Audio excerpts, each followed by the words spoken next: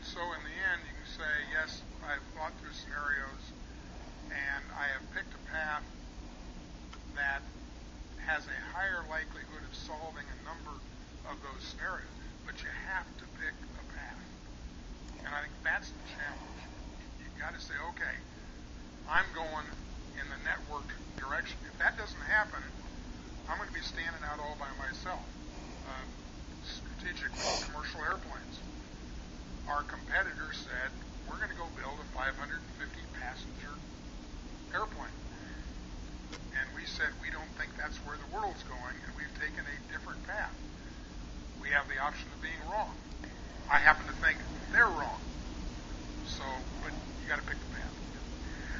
There are a set of questions here that have to do with the kind of managers and leaders that are required by this new world you described. One of them focuses on how you personally worry about this within Boeing. Another is how can we prepare ourselves to manage a real-time enterprise? How does Boeing create an environment of leadership at all levels? How do you prepare future leaders to balance quarterly results and long-term transformation?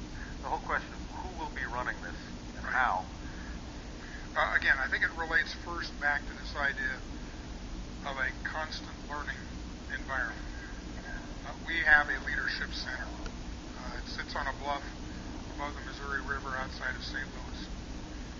We have now graduated about 11,000 Boeing leaders through that center. I am there about 18 times a year. It is the place we talk about those issues. What will leadership look like? What's it like to be a good coach? How do you employ those skills?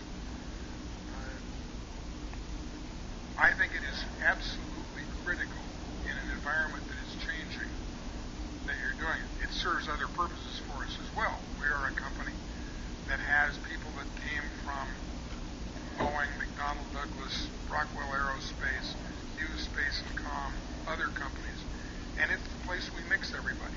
Every class is mixed. The most common email I get from people is, I am amazed at the breadth of capability that is in this company. This is the place they get to see it. It is the way you develop those leaders, and I think that's a constant process. I don't think it ever stops.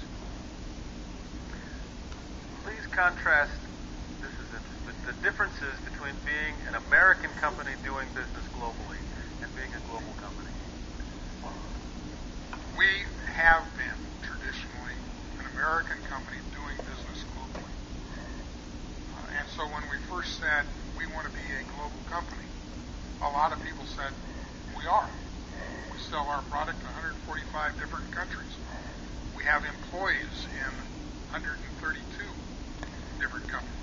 But most of those were there to support the products that we had sold. I believe, one, a corporation has a fundamental responsibility to make its voice heard. Back to that question of sustainable growth. What is your role and how do you express that role?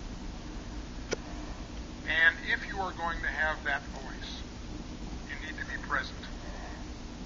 You can't stand outside and yell. You've got to be in the room.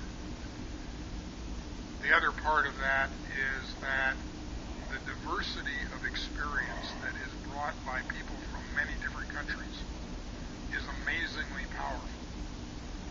And so we have recognized we need to be on the ground in a lot of different countries.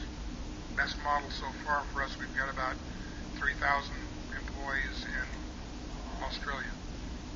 It allows us, by the way, to do things in Australia that we couldn't do as an American company selling globally. We run their secure radio network. We couldn't do that as an American company selling globally. It allows us a voice. I can sit down with the Prime Minister and express my opinion of where technology is going or what the future looks like. We left Prague this morning.